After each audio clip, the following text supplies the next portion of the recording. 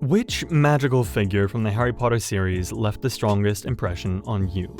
For many, the answer is Dobby. And it's not hard to see why. He was rebellious, fearless, and undeniably loyal. A small figure with an impact so monumental that people mourn him to this day. When he died while rescuing Harry, the whole fandom was thrust into this feeling of profound grief and loss. And understandably so. But have you ever wondered what would have happened if Dobby had survived? If he had survived, could he have played a crucial role in the Battle of Hogwarts?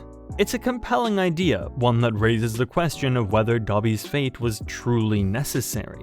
This video is an effort to justify why J.K. Rowling should not have killed Dobby. If you agree, consider subscribing to the channel and let us know in the comments if you found Dobby's death to be the most heartbreaking moment in the series. Alright, let's dig in. I'm sure the image of Dobby's death is fresh in all of your minds. However, I would like to take you back to the painful moment once again to help you understand the timeline better. When Harry was stuck with the rest of the gang at the Malfoy Manor, it was Dobby who came and saved everyone. Just as they were fleeing, Bellatrix threw a knife and ended up stabbing Dobby. None of them realized what terror had befallen until they reached Fleur and Bill's house. That one moment in the entire series shook everyone to their very core. That's when I started wondering if Dobby's death was even necessary. It turns out, I think he would have helped the trio in more than one way. The first thing Harry, Ron, and Hermione did after escaping the Malfoy Manor was to sneak into Gringotts. They took the help of Griphook, a goblin who wasn't very fond of the wizard folk. He ended up betraying the trio, leaving them in one of the most inaccessible places in the wizarding world. It was impossible to escape from without Griphook. By some sort of good fortune, the dragon helped them flee the building. The trio used the Imperius Curse, fought with a dragon, and almost got killed. All of this drama could have been avoided if Dobby had been there. He could have disapparated the entire group into the Lestrange Vault using elf magic, since elves can bypass places that have anti-apparition protection, like Gringotts. The trio could have saved themselves a lot of trouble here. If you've read the books, you will definitely agree that Dobby, by default, was a great spy.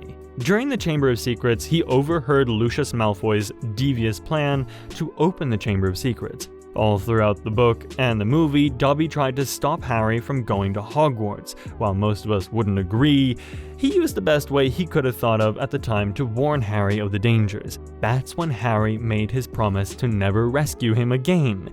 Alas, Dobby never stopped protecting Harry, and that's what got him killed in the Deathly Hallows.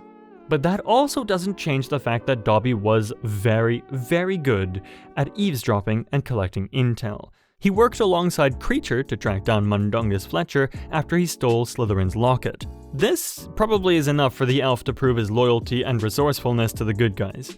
Knowing this and his incredible use of elf magic, he could have been an invaluable asset in the war against Voldemort. I mean, he could have been on the Dark Lord's tracks constantly for gathering intelligence and relaying crucial information to Harry and his friends. Most importantly, he might have uncovered the truth about Nagini way earlier than was canonically done, and would have definitely given the trio a strategic advantage in their final battle. Nobody knew Hogwarts better than Dobby. The sneaky elf knew his way around every nook and cranny of Hogwarts and could bypass the barriers that even the wizards couldn't comprehend. This allowed Dobby to know more secret passages within the castle, something that would take years for others to figure out.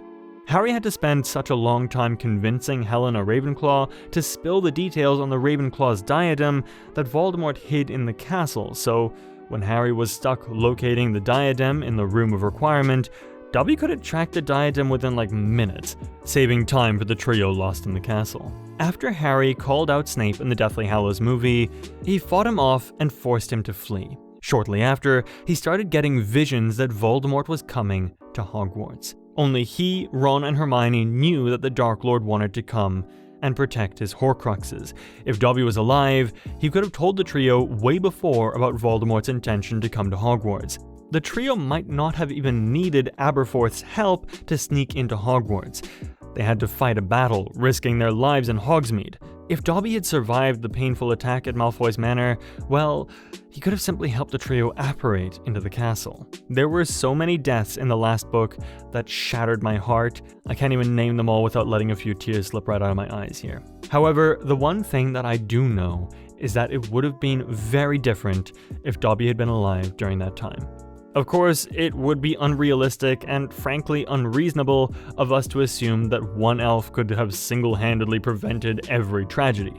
But with his unique abilities and unwavering loyalty to the good guys, he could have reduced the death toll exponentially. Many lives lost in the chaos of the battle might have been spared, and some sacrifices may not even have been necessary at all. The elves were all there, fighting against the Death Eaters in the front lines, using their elf magic. Dobby was way more persuasive, sneaky, and proactive when it came to helping Harry. He could have brought a greater army to the battleground. More importantly, I think he might have been able to save Fred. Now, I know that's a bold claim, but the reason Fred died during the Battle of Hogwarts was because a wall collapsed and fell on him after the explosion. It was not a result of a direct attack. Nobody could pull him to safety in time. However, if Dobby had been there, he could have gotten Fred out of there within seconds. Do you all remember the time the Malfoys were trying to cast a spell on Dobby in the Chamber of Secrets? But Dobby was so sneaky and fast that he kept dodging the spells flying straight at him. It makes me wonder, if Dobby had been there at the moment that shattered our hearts, would things have played out differently? Maybe, just maybe, we would have seen the Weasley twins celebrating Harry's victory with a sky full of Weasley's wildfire whiz-bangs, instead of mourning a loss that still stings to this day. Before Harry, Ron, and Hermione took the bold steps of sneaking into Hogwarts, they debated a lot. They were pretty scared to go straight into this trap where Voldemort might have expected Harry to come. The castle was littered with Death Eaters at the time, so they knew it wasn't the best decision, but also inevitable. It was where they had to go in and blind. However, if Dobby were alive, he could have helped them gather intel before the three even set foot on the grounds.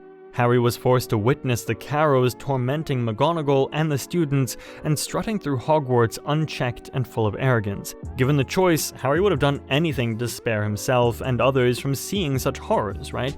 But without an alternative, unfortunately, he had no choice but to face it all head on. Dobby could have been Harry's spy by skipping all of this and going straight to the house-elves working in Hogwarts. He would have had valuable information on the bad guys and Neville's secret organization long before the trio went through all that trouble at Hogsmeade. I know this one might sound a bit far-fetched, but Dobby would have been able to help Harry escape the Forbidden Forest. Hear me out. Harry was going to the Forbidden Forest to be killed at the hands of Voldemort. He knew he had to die in order to kill the Horcrux inside of him.